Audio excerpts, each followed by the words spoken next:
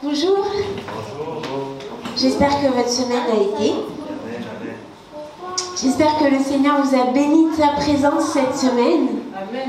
Et là, moi je suis toujours dans la joie de me retrouver ici le samedi matin parce qu'on va, le dimanche matin, n'importe quoi, le dimanche matin, parce qu'on va pouvoir célébrer, louer le Seigneur, on va pouvoir entendre le Seigneur nous parler ce matin parce que je suis sûre qu'il a quelque chose à nous dire dans nos cœurs à travers sa parole et je suis sûre qu'il va nous toucher ce matin.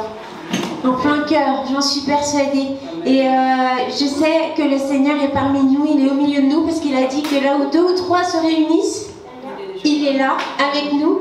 Alors par la foi, nous savons qu'il est là, il est placé à côté de nous, il est au milieu de cette salle, et il nous fait vraiment cet honneur d'être présent parmi nous. Alors merci Seigneur, merci pour ta présence, merci pour ce que tu vas faire ce matin. Merci, nous voulons te célébrer, te louer, t'adorer Seigneur. Nous voulons vraiment t'apporter nos louanges, nous voulons t'apporter notre adoration. Et nous voulons vraiment parler de toi ce matin, être complètement centrés sur toi ce matin. Alors pardonne nos péchés, nos manquements, nos iniquités, tout ce qu'on aurait pu dire, faire, entendre ou voir qui n'aurait pas glorifié ton nom. Mais sanctifie-nous par ton sang Seigneur. Et je te prie vraiment qu'on puisse nous approcher du trône de grâce ce matin. Que nous puissions vraiment nous approcher de toi Seigneur, que tous les regards soient fixés sur toi ce matin, que tous nos alléluia soient vers toi Seigneur, roi de gloire, que toutes nos pensées soient vers toi et que notre cœur soit connecté à ton cœur ce matin. Merci Seigneur pour ta présence, merci pour ton amour et ta fidélité. Amen. Père éternel, mon Dieu, mon roi, nous venons ce matin de cœur sincère Seigneur, pour te dire merci Seigneur, merci pour tout ce que tu nous as donné, tout ce que tu as fait pour chacune d'entre nous durant cette semaine, Père éternel. Nous savons que tu es au contrôle de nos vies, que tu es au contrôle de nos pensées, que c'est toi qui diriges chaque pas, nos pas Seigneur, c'est toi qui les diriges et personne d'autre. Alors ce matin, nous venons te célébrer. Nous venons te célébrer parce que tu es notre Dieu, tu es notre roi. Nous venons te célébrer parce que nous savons, Seigneur Jésus, que nos louanges, notre adoration, tu vas l'agréer, Seigneur, comme un parfum de bonne odeur qui va monter vers toi. Alors, Père éternel, ce matin, ton peuple se réjouit de ta présence. Son peuple se réjouit parce que tu es là, tu es au milieu de ton peuple, Seigneur. Alors, nous voulons te chanter, nous voulons danser pour toi. Nous voulons faire éclater notre joie, Seigneur, pour te dire combien nous t'aimons, combien nous sommes contents que tu sois avec nous. Parce que tu vis en chacune d'entre nous. Alors reçois la gloire, reçois la puissance, reçois nos cœurs ce matin, Seigneur. Nous t'offrons tout de nous ce matin. Alors sois glorifié, Jésus. Amen.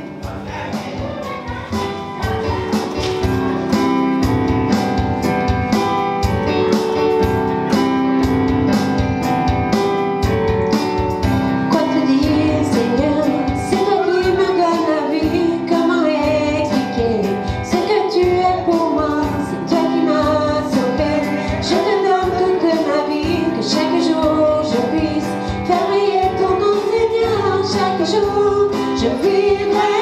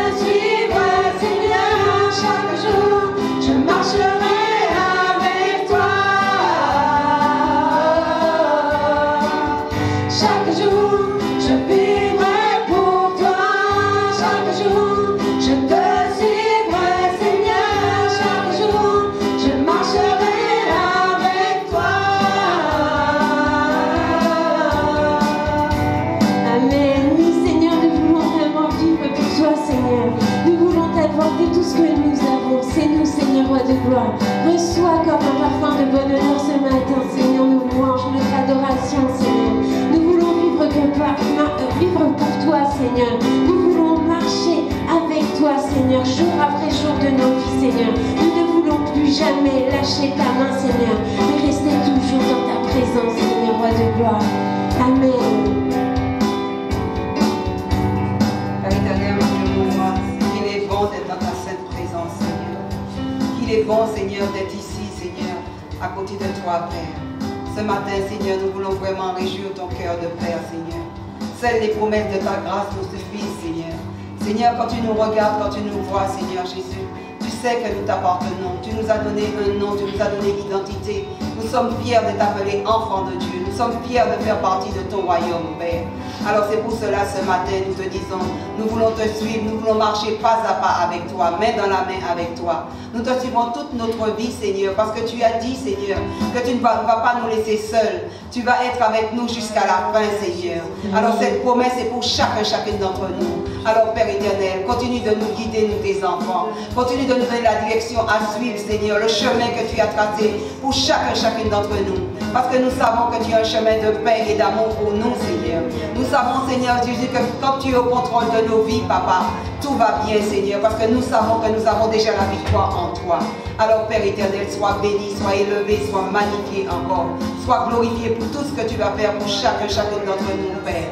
Sois béni, Jésus. Amen. Amen. Oh Père éternel, nous voulons te dire merci.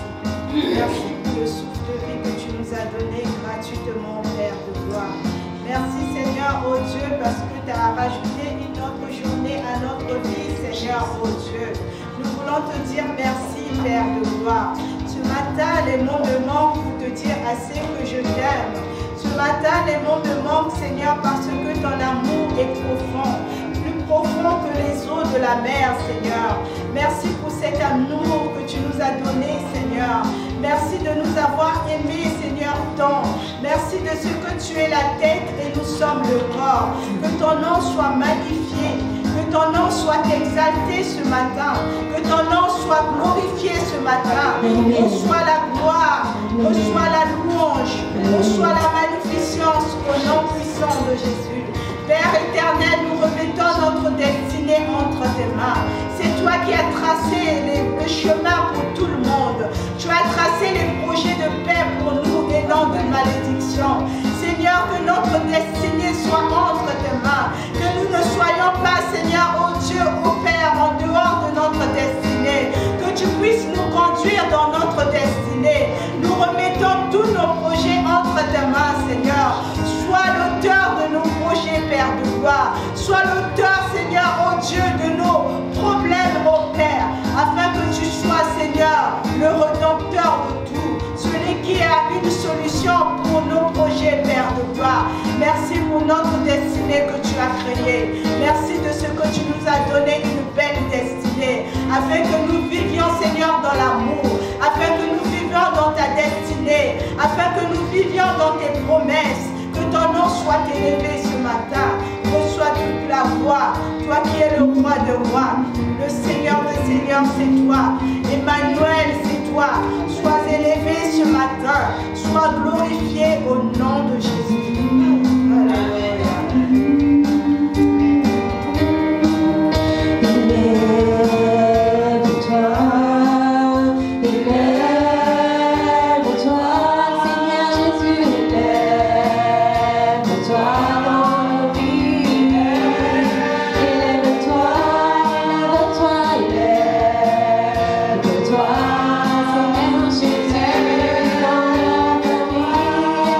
Toi,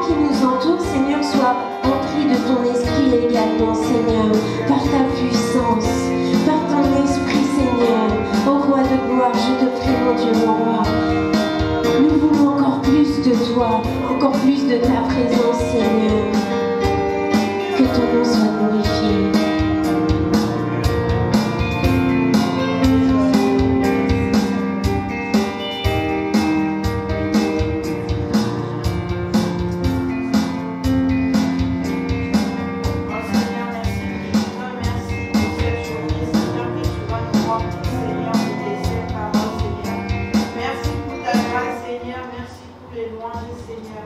Merci vraiment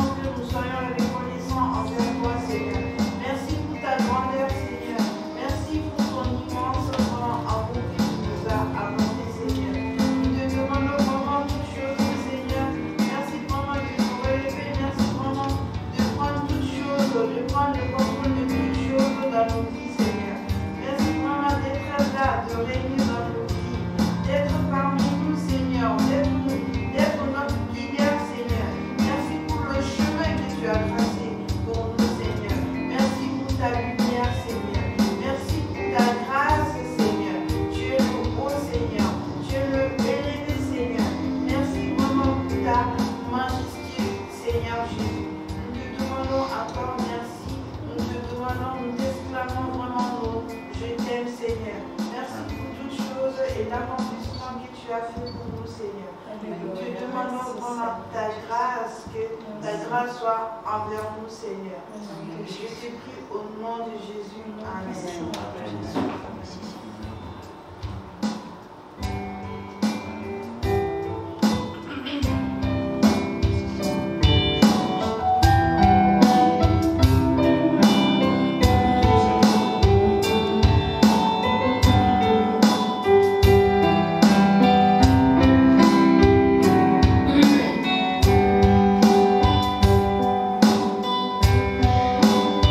Dans le psaume 100, il est écrit « Poussez vers l'Éternel des cris de joie, vous tous habitants de la terre, servez l'Éternel avec joie, venez avec allégresse en sa présence. Sachez que l'Éternel est Dieu, c'est lui qui nous a fait et nous lui appartenons. Nous sommes son peuple et le troupeau de son pâturage. Entrez dans ses portes avec des louanges, dans ses parvis avec des cantiques. Célébrez-le, bénissez son nom, car l'Éternel est bon, sa bonté durera toujours et sa fidélité de génération à génération. Amen. Vraiment que nos cœurs se tournent vers le Seigneur. Il est écrit vraiment dans les psaumes, David est toujours en train de nous encourager, de le célébrer, de le louer, parce que David avait compris une chose, c'était que c'était dans la louange que les chaînes se brisaient. Parce que dans la louange, on déclare à notre ennemi de nos âmes, pas nos ennemis physiques, nos ennemis de nos âmes, qu'il a échoué et que nous sommes plus que victorieux. Alors vraiment, je vous encourage, la louange a une puissance. Alors qu'on le chante vraiment de tout notre cœur, qu'on lui dise toute notre reconnaissance, tout notre amour pour lui. Amen.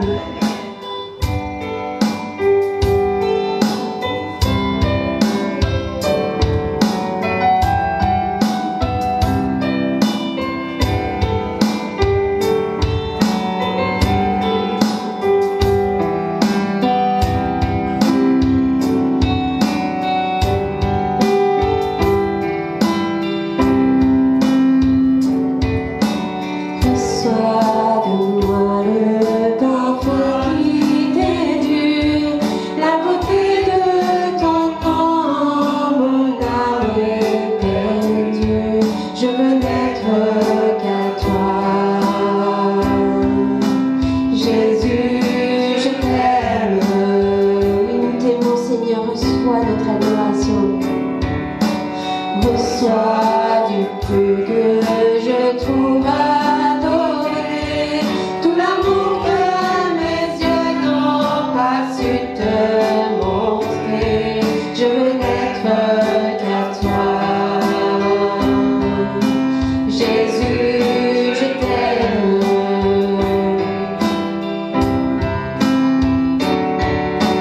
Reçois de plus que ton nom.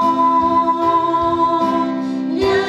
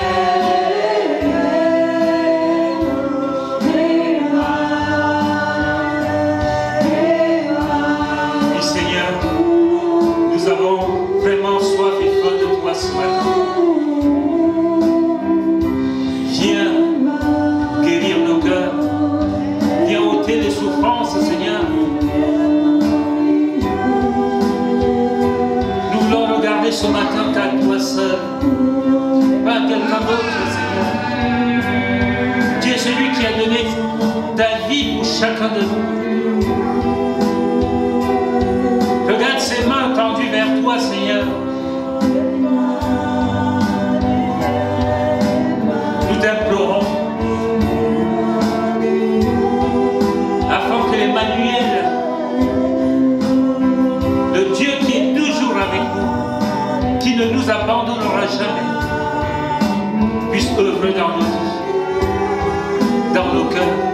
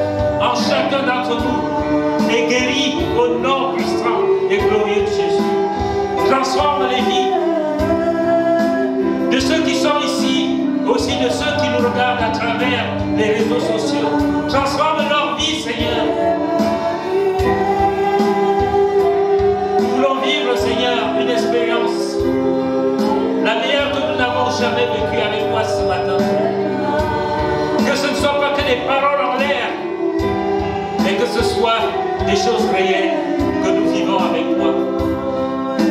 Tu n'es pas un Dieu fait de main d'homme, mais tu es le Dieu de toute éternité. Tu es l'alpha et l'oméga, le commencement et la fin. Nul n'est grand comme toi, Seigneur.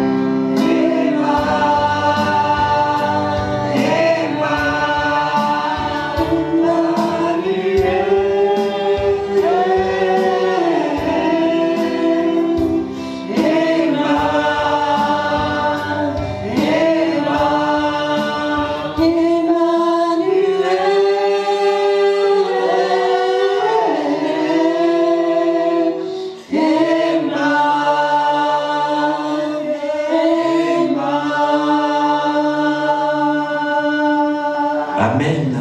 Est-ce qu'on peut acclamer très fort le Seigneur? Sa présence parmi nous. On va prendre place.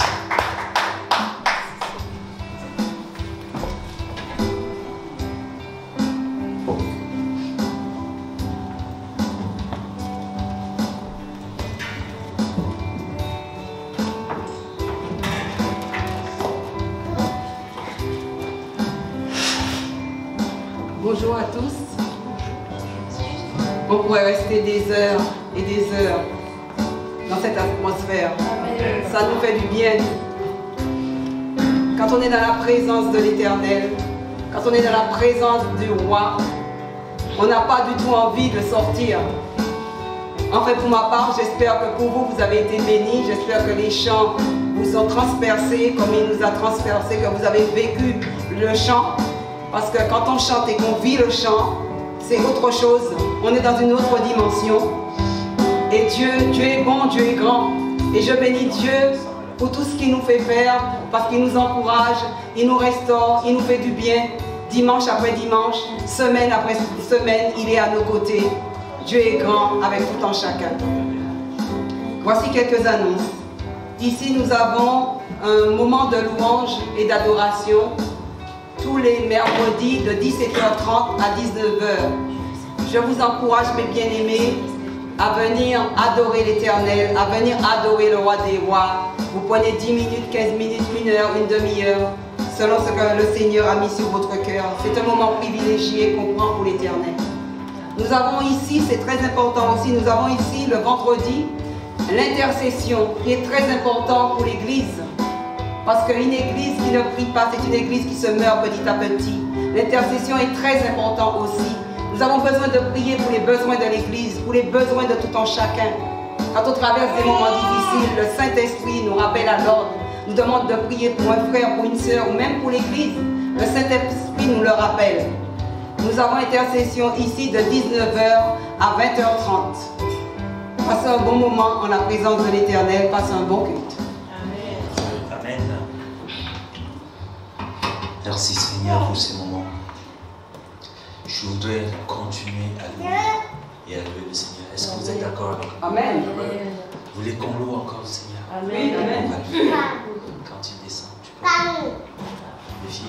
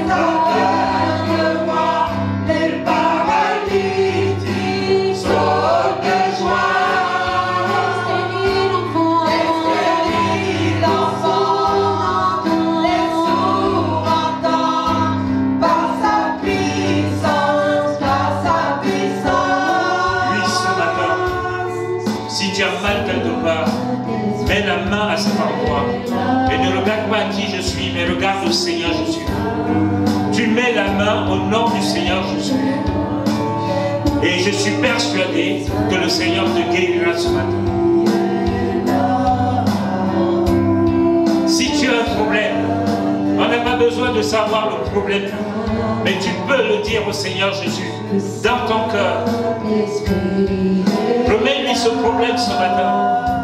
Tu verras, si tu ne vis pas une expérience avec lui.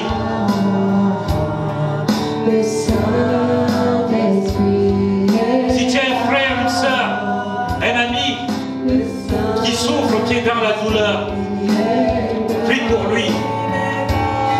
Le Seigneur n'a pas besoin d'être là pour guérir. Mais c'est ta foi active qui va guérir le malade. Le Saint-Esprit est capable, là où tu es, de changer ta vie, de changer la vie de ceux dont tu as la responsabilité de prier pour eux ce matin. Si tu as cette foi, aussi petite qu'une graine de sénévé, tu peux dire à la maladie, à la souffrance, à la douleur, au problème, à la montagne, pousse-toi de là et jette-toi dans la mer. Et cela se fera au nom puissant et glorieux de Jésus. L'Esprit est là, le Saint-Esprit est là, le Saint-Esprit est là, le Saint-Esprit est là, le Saint-Esprit.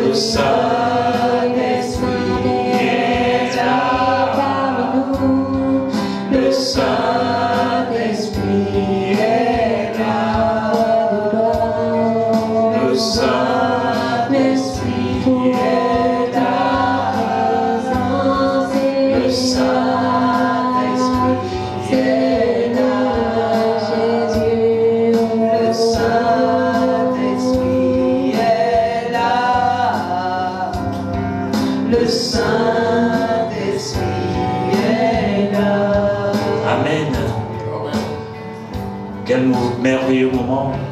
Merci. Bien-aimés, prenez place. Dieu est capable. Dieu change, transforme les vies. Ce n'est pas en vain que son Fils, Jésus-Christ, a accepté la croix. Peut-être qu'à la croix, nous on voyait que ce bois infâme, ce morceau de bois mort, sec. Quand Jésus regardait, il ne regardait plus le long de la croix. Vous voyez des hommes et des femmes, et nous avec, qui allaient nous sauver. Amen. Amen. Et ce sont des merveilleux moments. Quand on est dans la présence du Seigneur, ça donne envie d'y rester. Amen. Et nous devons garder cela continuellement, même à la maison, dans notre travail. Pendant que nous travaillons à l'intérieur de nous, ça doit vivre pour le royaume de Dieu. Amen. Je vais dire bonjour à tous ceux qui sont arrivés, que je n'ai pas pu dire bonjour. et que le Seigneur vraiment continue à vous bénir. Je vais demander à mon frère Josué de prier pour ce culte afin que l'ennemi ne vienne pas nous perturber. Qu'on reste dans la maison du Seigneur. Amen.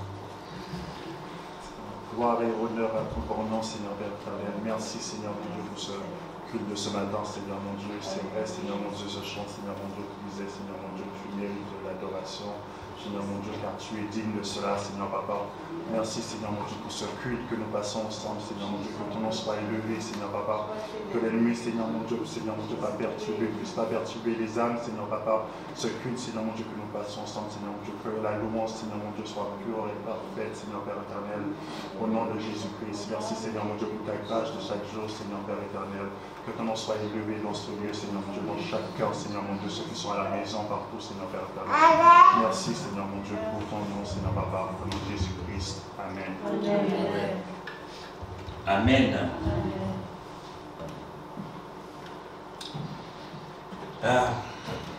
Nous allons terminer le thème que nous avons commencé, qui était vivre la puissance de la dimension divine avec Jésus. Mais avant cela, il y a une annonce qu'on m'a soufflé tout à l'heure et j'ai oublié. Nous allons commencer donc le Noël des enfants. Qu'est-ce qui s'en occupe? Tu veux dire quelque chose? Donc nous allons commencer les inscriptions pour le Noël des enfants, qui sera au cours du mois de décembre. On définira une date précise, mais on demande donc aux parents d'inscrire leurs enfants et d'essayer d'être le plus régulièrement là, présents, au moins qu'ils nous laissent les enfants, pour qu'on puisse avancer dans le spectacle, parce qu'il nous reste très peu de temps. Ça va être très rapide. On a prévu des chants, on a prévu de la danse, on a prévu un petit spectacle, on a prévu plein de choses. Donc c'est Ramona et moi-même qui allons organiser avec nos idées communes. On va bien mettre ça en place. Et si vous pouvez venir me voir enfin, pour ceux qui sont d'accord, en fin de culte, de manière à ce qu'on puisse voir vos disponibilités, parce que pendant que Michel prêche, si on commence à chanter dans la salle, on ne va plus entendre Michel. Donc du coup, il faudrait peut-être qu'on essaye de s'organiser ou de faire ça après le culte, ou si c'est possible pour vous, de nous amener vos enfants le samedi. Mais après, ça c'est en fonction de vous. Donc voilà, on mettra tout en place ensemble. Et voilà, soyez bénis. Et j'espère que beaucoup d'enfants participeront, parce qu'on a vraiment ce feu pour cette année de faire quelque chose vraiment de sympa pour eux. Gloire à Dieu. Amen. Amen. Quel programme! On va voir nos enfants, comme chaque année, nous émerveiller. Donc je disais que nous allons donc terminer sur le thème que nous avons commencé, vivre la puissance de la dimension divine avec Jésus. C'est la 4e partie aujourd'hui et la dernière. La première partie, nous avons découvert les dimensions divines aux promesses de Dieu qui tardent à venir. Et nous avons vu dans Marc 5, 35 à 42. Et ensuite, la deuxième partie, vous avez tout ceci sur YouTube, sur les vidéos. La deuxième partie, nous avons vu la dimension divine des réponses aux prières non exaucées. Et nous avons vu la résurrection de Lazare. Jean 11, de 1 à 8. Et nous avons vu que lorsque nous prions, parfois le Seigneur n'intervient pas tout de suite. Il tarde à venir. Mais cela ne veut pas dire qu'il nous a oubliés. Quand quelque chose a touché le cœur du Seigneur, et quand il intervient, tout ce qui était négatif pour nous devient positif. Et la troisième partie, nous l'avons vu dimanche dernier, c'était découvrir les dimensions divines des réponses aux tempêtes non calmées dans nos vies. Et c'était dans Acte 27, du verset 18 à 27. Et nous avons vu que Paul se trouvait dans un bateau, l'ancêtre du Titanic. Et là, il y avait 276 personnes. Mais sur les 276 personnes, il n'y avait qu'une seule personne qui ne regardait pas à ce qui se passait, au bateau qui allait chavirer, aux tempêtes qui allaient détruire le bateau. C'est la 276e personne qui était Paul. qui dit aux autres, « Hey, ne vous effrayez pas, je sais que mon Dieu qui a permis que nous soyons dans ce bateau nous gardera sains et saufs. » C'est la foi. Et nous avons vu comment le Seigneur les a sortis de cette situation, parce que le Seigneur avait envoyé un ange dire à Paul, « Ne t'inquiète pas, vous sortirez de là. Il n'y a que le matériel, le bateau qui ne sortira pas indemne. » Et à la fin, nous avons vu que Dieu a permis que les gens puissent sortir indemnes de ce bateau, même par des planches, les débris de planches qui étaient cassés, et ces planches les ont ramenées au large. Quand Dieu est avec vous, qui peut être contre vous? Personne ne peut être contre vous. Et ce matin, nous allons voir la 4e et dernière partie, dont le titre est « Découvrir les dimensions divines de la croix ». Parce que nous pouvons, tout ce que nous avons vu, c'est important, le Seigneur était là pour réaliser ces choses. Mais maintenant qu'il n'est pas là, que faisons-nous? Est-ce que tous les prodiges que le Seigneur faisait se sont arrêtés? Non, cela continue. Et c'est pour cela que nous devons garder la foi en lui. Et souvent les gens disent, « Ah oui, je vais toucher le bois. » Ouais, je le touche là, il ne parle pas. Il fait du bruit parce qu'il est mort, il est sec. Et quand ils regardent la croix, ils vont tous là-dessus ou sur les statues, ils vont prier là-dessus, mais la statue n'entend pas, ne voit pas, ne parle pas. Et en plus, cette croix, c'est un ouvrier qui l'a faite avec ses mains. Je lui ai demandé, fais-lui une croix. C'est juste pour représenter que ici c'est une église. Ce n'est rien d'autre que ça. Mais quand Jésus regarde la croix, que tout le monde disait, mais n'y va pas, il ne voit pas ça. Il voit plus loin que la croix. Il voit des vies, des hommes et des femmes qui sont sauvés. Et nous allons lire dans le livre de Matthieu, chapitre 26, du verset 37 à 50.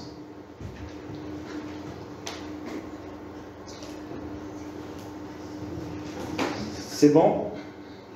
Je vais lire, vous avez vos Bibles. Jésus prit avec lui Pierre et les 2 fils de Zébédée. Et il commença à éprouver de la tristesse et des angoisses. Il leur dit alors, « Mon âme est triste jusqu'à la mort. Restez ici et veillez avec moi. » Puis ayant fait quelques pas en avant, il se jeta sur sa face et pria ainsi, « Mon Père, s'il est possible que cette coupe s'éloigne de moi, toutefois, non pas ce que je veux, mais ce que tu veux. » Le verset 40, « Et il vint vers les disciples qu'il trouva endormis. Et il dit à Pierre, « Vous n'avez donc pu veiller 1 heure avec moi. » Souvent, le Seigneur nous demande de veiller, de prier. Et quand il nous regarde, il voit que nous sommes longs. Il nous dit, « Mais tu n'as même pas pu tenir 1 heure avec moi. » Il dit, verset 41, « Veillez et priez, afin que vous ne tombiez pas dans la tentation. L'esprit est bien disposé, mais la chair est faible. » Verset 42, il s'éloigna une seconde fois et pria ainsi, « Mon Père, s'il n'est pas possible que cette coupe s'éloigne sans que je la boive, et que ta volonté soit faite. » Il revint et les trouva encore endormis, car leurs yeux étaient apaisantis. Il les quitta et s'éloigna.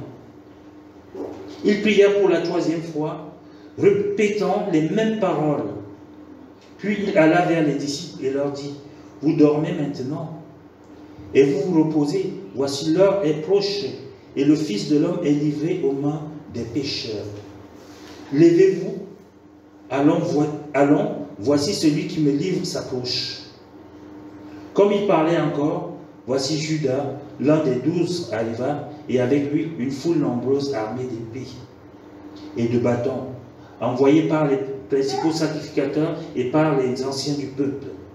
Verset 48, celui qui le livrait leur avait donné ce signe, celui que je baiserai, c'est lui, saisissez-le. Aussitôt, s'approchant de Jésus, il dit, « Salut Rabbi » et il le baisa. Verset 50, Jésus lui dit, mon ami, ce que tu es venu faire, fais-le. Alors ces gens s'avancèrent, mirent la main sur Jésus et le saisirent. Amen. Alors ces gens s'avancèrent, mirent la main sur Jésus et le saisirent.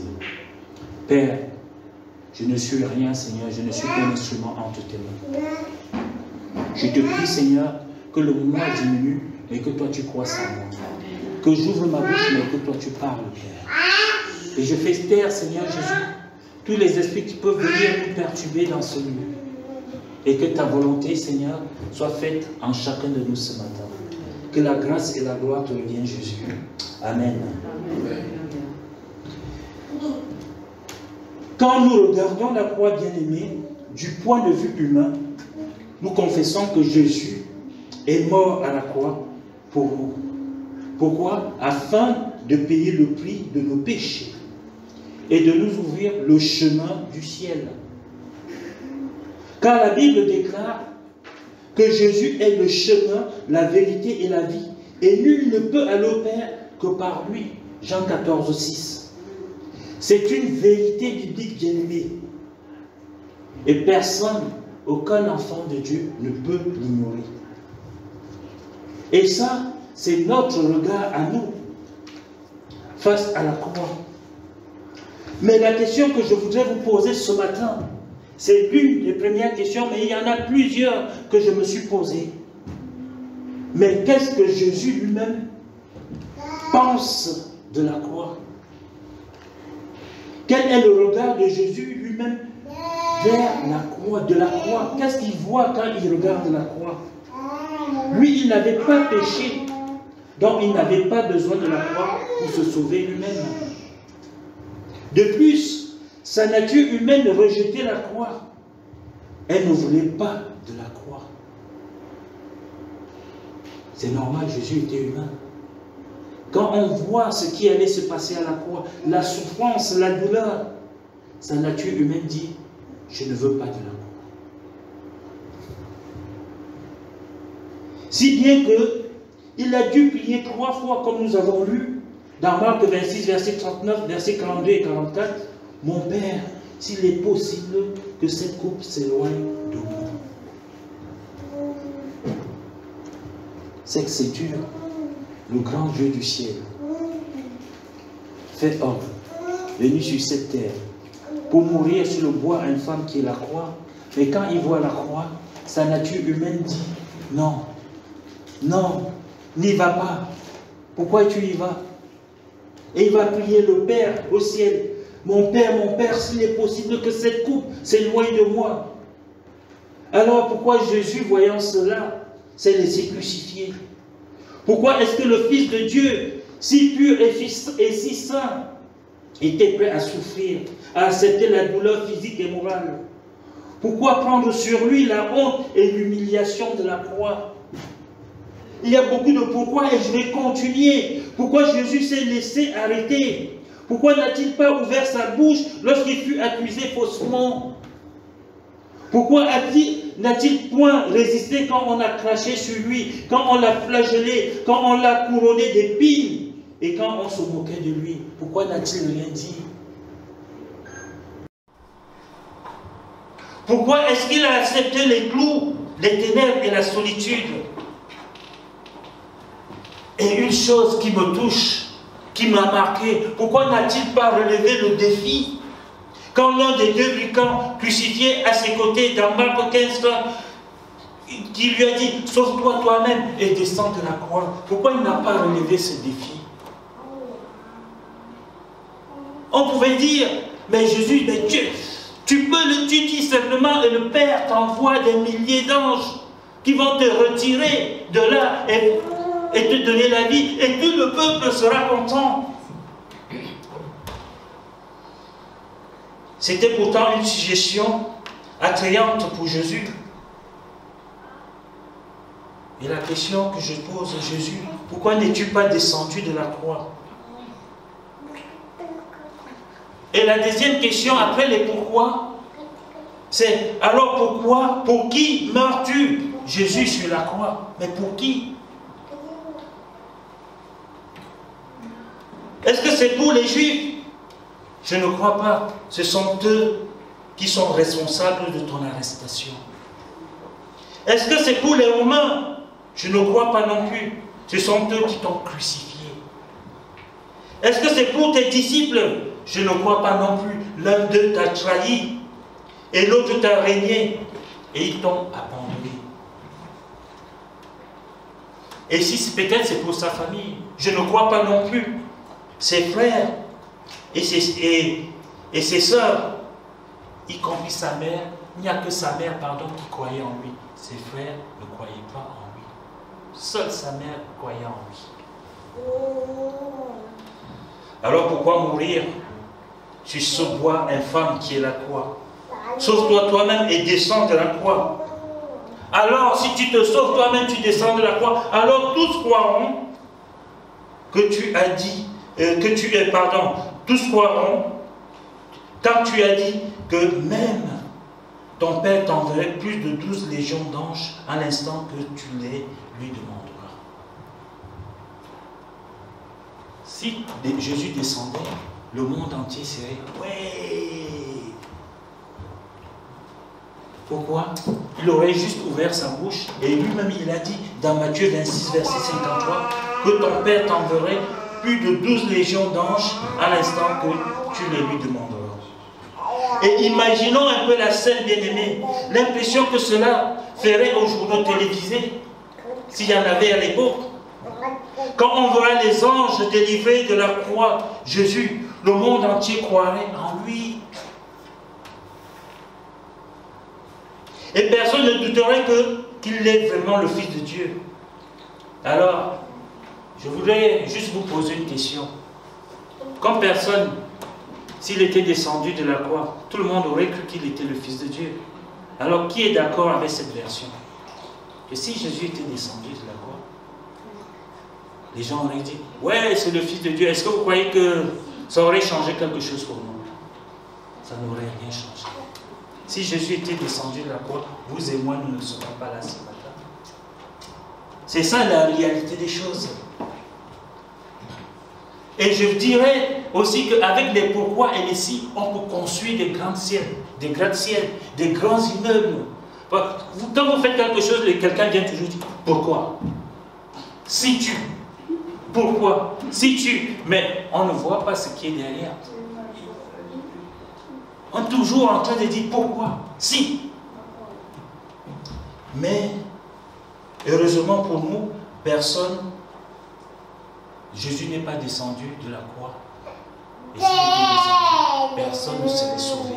C'est vrai, nous ne serons pas sauvés, car ce n'est pas la croix qui nous sauve, mais le sang de Jésus qui nous sauve. Le sang versé sur le bois de la croix qui nous sauve. Quand vous touchez ceci,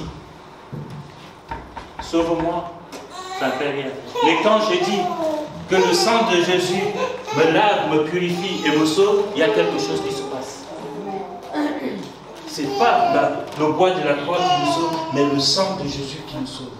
Bien-aimé, Jésus a souffert. Il est mort à la croix parce qu'il accomplit les dimensions divines de la croix. Il a compris les dimensions divines de la croix. Les Juifs, les Romains, les disciples, sa mère regardaient la croix et voyaient la fin du film. Quand vous regardez la croix, vous n'êtes pas encore allé, comment ça s'appelle le film de Jésus? Vous allez là-bas, les gens pleurent. Ah, il est mort à la croix. Il est ici. Vous voyez, tout le monde sort en larmes. J'étais regardé ça dans un film. Tout le monde est sorti en larmes. Moi aussi. Parce que ça touche, il y a l'émotion. Mais en réalité, derrière ce film, derrière l'œuvre de la croix, il se passe beaucoup de choses. Et nous ne pouvons pas voir cela avec nos yeux physiques.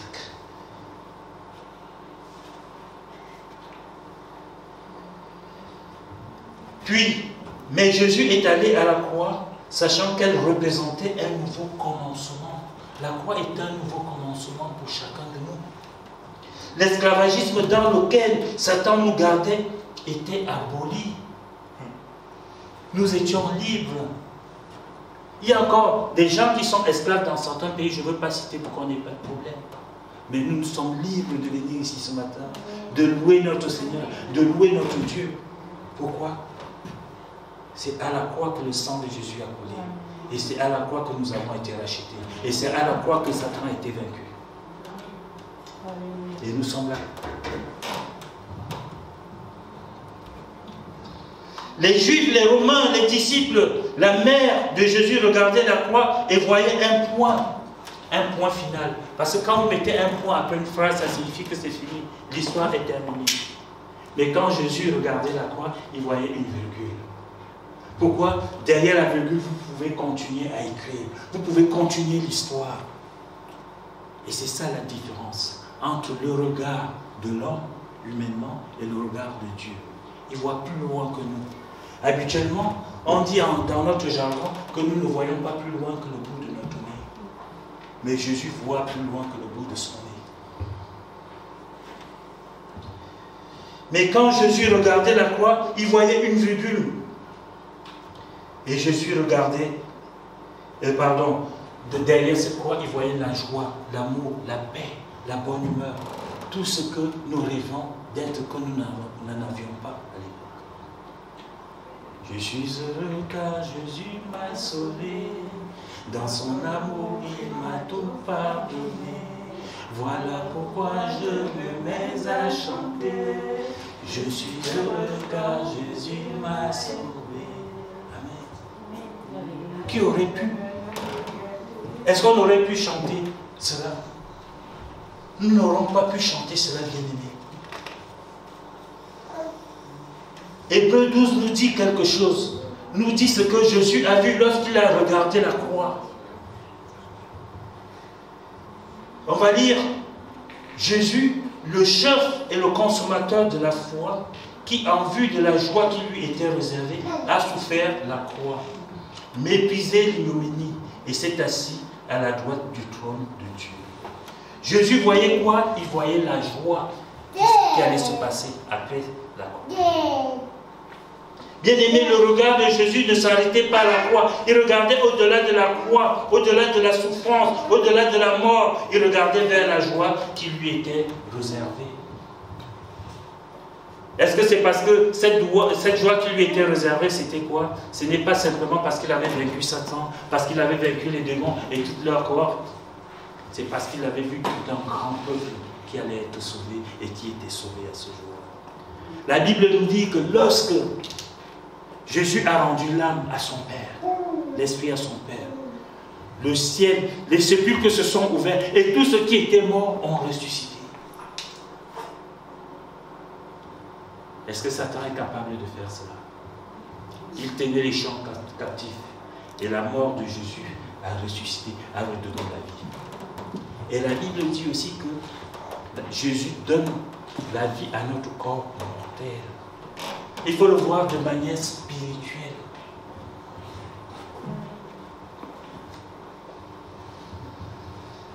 Jésus voyait la joie qui lui était réservée, la joie d'accomplir la volonté du Père, la joie de vaincre le péché, la joie de vaincre la mort et le diable, la joie d'ouvrir le chemin du ciel à chacun de nous.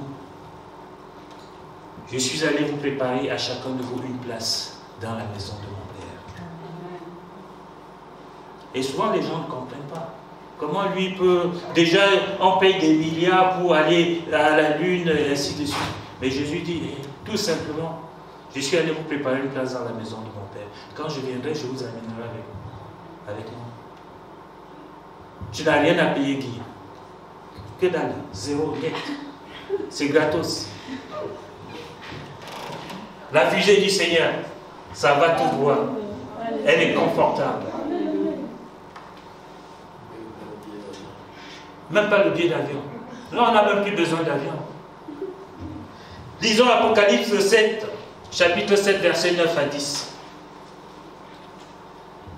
Vous voyez la joie de Jésus dans ce récit. Il dit, une grande foule que personne ne pouvait compter, de toute nation, de toute tribu, de tout peuple et de toute langue.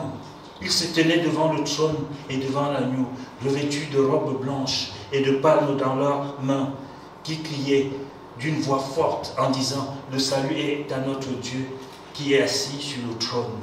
Et l'agneau, le salut est à notre Dieu qui est assis sur le trône. Et ce trône qui est assis sur le trône, c'est l'agneau de Dieu qui ôte le péché du monde. Voilà, bien-aimé, pourquoi Jésus ne pouvait pas descendre de la croix. S'il était descendu de la croix, vous et moi, nous serons encore captifs, prisonniers et prisonnières de Satan.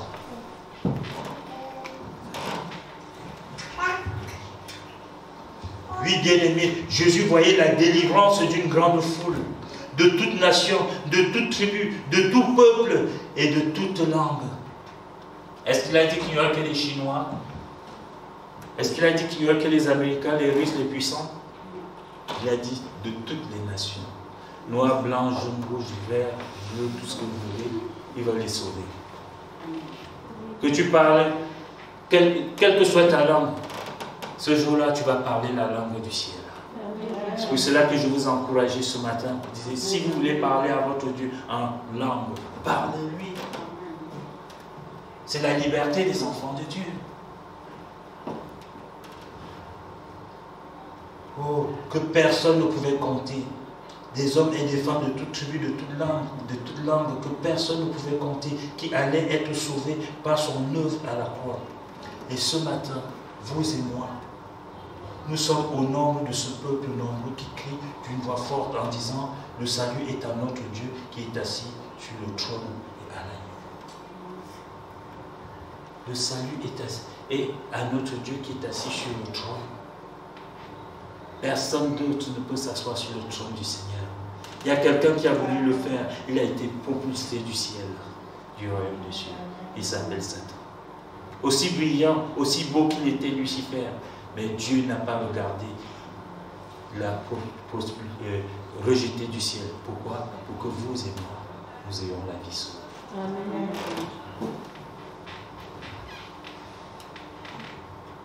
Frères et sœurs, comme notre Seigneur, nos regards ne doivent pas s'arrêter à la croix. À nos souffrances, et à nos douleurs du moment. Nos regards doivent aller plus loin et se poser sur Jésus seul.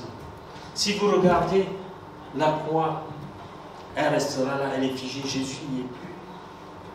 Les gens portent leur grosse croix et se baladent avec, mais ça ne sert à rien. La vraie croix est là-dedans, c'est Jésus-Christ. Mais si nous regardons à lui constamment, nos maladies, nos problèmes, il va s'en charger. Et je vais encore vous réciter mon verset fétiche. Matthieu 6, 33. Cherchez premièrement le royaume des cieux et sa justice. Et toutes choses vous seront données par de son droit. Mais si nous regardons à lui, ces choses que nous cherchons nuit et jour et que nous n'arrivons pas à voir, nous seront données. Regardons à celui qui est le chef et le consommateur de notre foi. En conclusion, est-ce que bien-aimés, vous pouvez reprendre vos places? Nous devons prier le Seigneur pour qu'il nous aide à ne pas voir la croix comme la fin, mais comme un nouveau commencement. Qu'il nous aide à ne pas regarder la croix comme un terminus, mais comme un point qui mène à la joie, à la paix, au bonheur et à la victoire que Dieu a placée devant nous. Nous devons regarder au Seigneur pour qu'il nous aide à ne pas regarder la croix comme les Juifs, les Romains, les disciples et la mère de Jésus regardaient et voyaient. Eux, ils voyaient la fin du film. Alors que Jésus voyait une liberté absolue pour chacun de ses enfants. Qu'il nous aide ce matin à regarder comme lui, il regarde. Et je vous laisse ce verset, bien aimé, gardez-le précieusement. 1 Corinthiens 2, verset 9. Ce sont les choses que l'œil n'a point vues, que l'oreille n'a point entendues et qui ne sont point montées au cœur de l'homme. Des choses que Dieu a préparées pour ceux qui l'aiment. Ce sont les choses que l'œil n'a point vues, que l'oreille n'a point entendues. Mais des choses que Dieu a préparées pour ceux qui l'aiment. Nous aimons Dieu, vous aimez Dieu, j'aime Dieu. Et Dieu a préparé ces choses pour nous. Amen. Amen.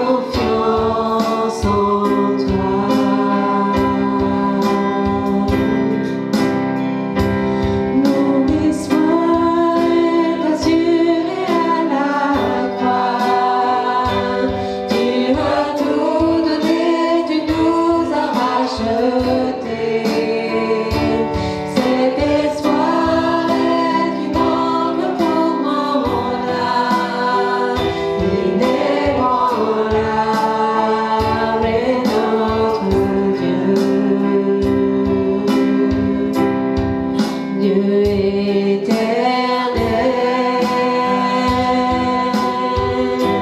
tu étais, tu seras,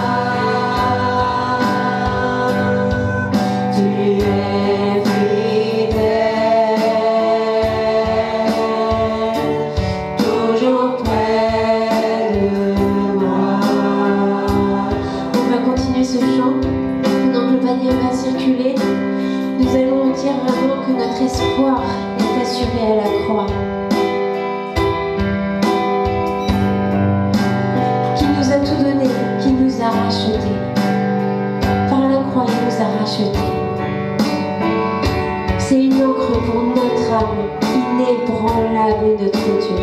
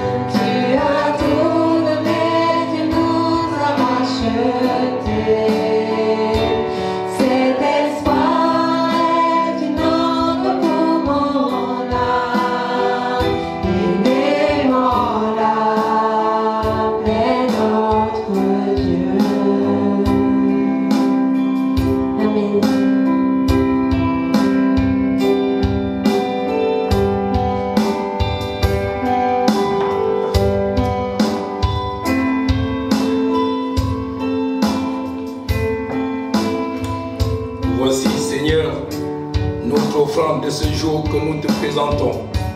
Nous, tes serviteurs, avec ta famille entière. Accepte-la avec bienveillance. Seigneur, viens nous préserver du péché et de nous compter au nombre de tes élus pour les siècles des siècles. Amen. Amen. Mon espoir est assuré à la croix. Tu as tout donné, tu nous as rachetés. Cet espoir est une ombre pour mon âme, inébranlable est notre Dieu.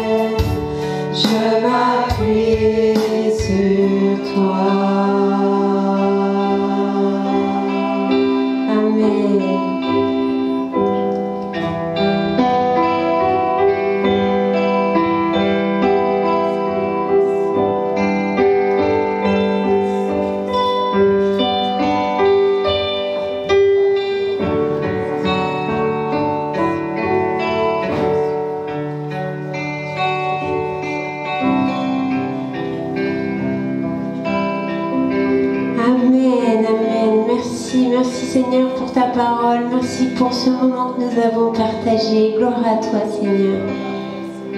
Y a-t-il eu des anniversaires? Non, Sarah et Elisabeth. Moi là je fais des... Amen. Alors on va finir par ce chant. Dieu Tout-Puissant. Mais d'une manière un peu différente que celui des ailes de la foi, on va le chanter en zouk. Vous êtes prêts?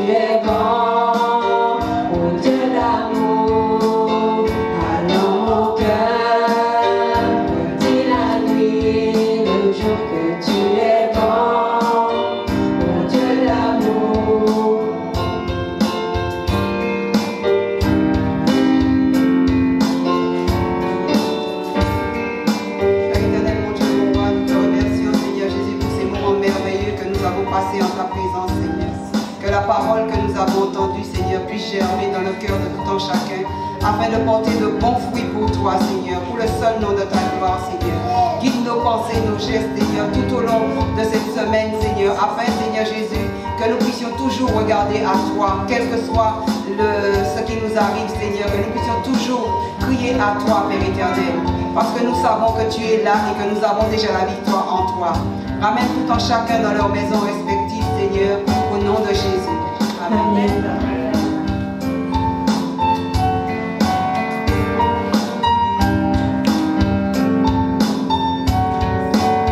Que tu es grand, infiniment grand, tout puissant et compatissant, que tu es grand, infiniment tout puissant et compatissant.